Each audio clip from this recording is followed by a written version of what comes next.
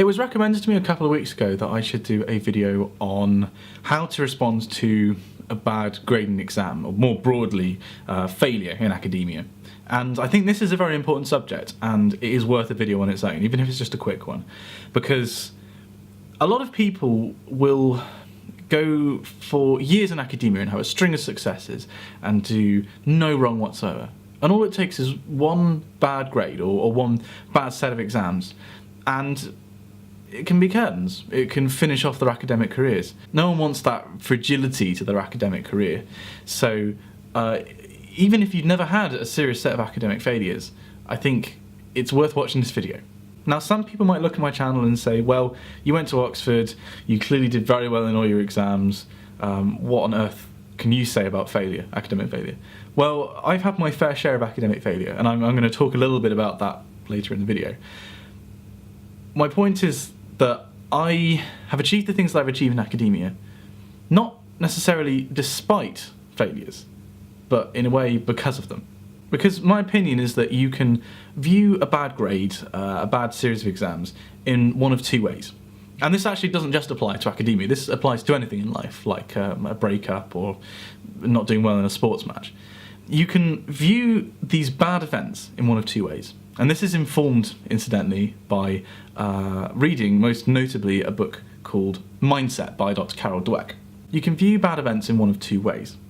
Either you can view something bad happening, like a bad grade, as being purely reflective on your worth as a person. If I get a bad grade in an exam, that indicates to me that I am not smart enough to do well, that I am not as clever as those people who got A's and A stars. In a more broader sense, if this was sports or music, it would indicate that I am not as good at football or rugby or playing the clarinet or the piano as the person who did better than me. Fundamentally, I am not as good at X than this person was.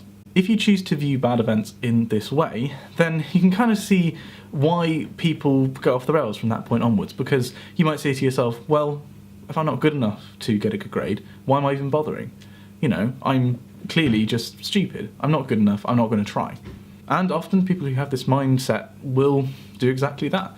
In tests, they have been shown to, once they've been given a difficult problem and have received a bad mark, or whatever it may be, in that problem, from that point onwards, their level of effort decreases, their attainment correspondingly decreases. The second way of viewing a bad mark is as follows. It doesn't represent who you are as a person.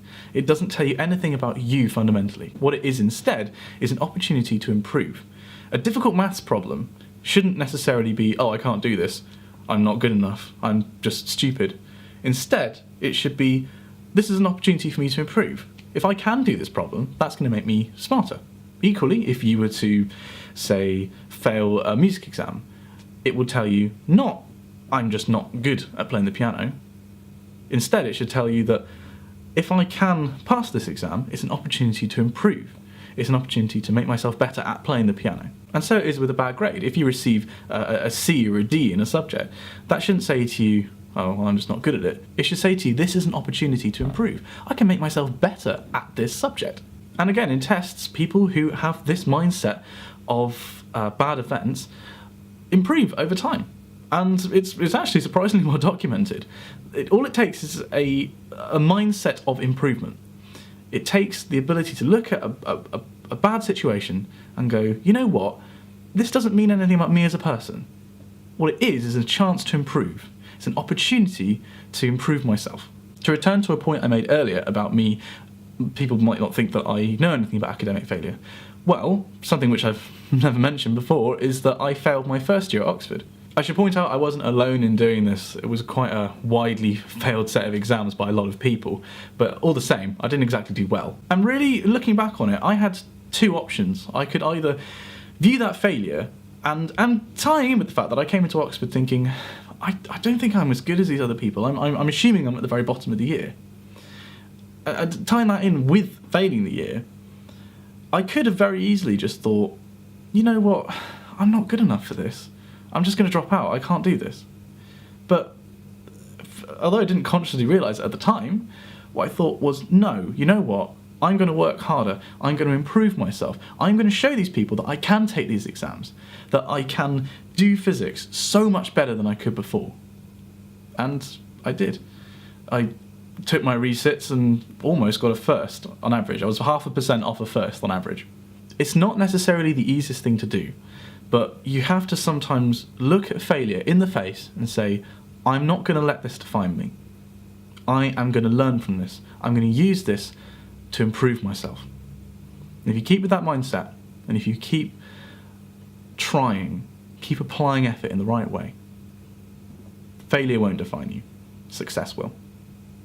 Please comment if you found this video useful, by the way. And also, if you have any stories of your own of times when you've overcome academic setbacks and come back stronger from the experience, or in sport or musical, or really anything in life, please leave those in the comments below, because I'd be really interested to see how my subscribers have come to terms with not necessarily doing as well as they might like. And also, share your story, inspire others.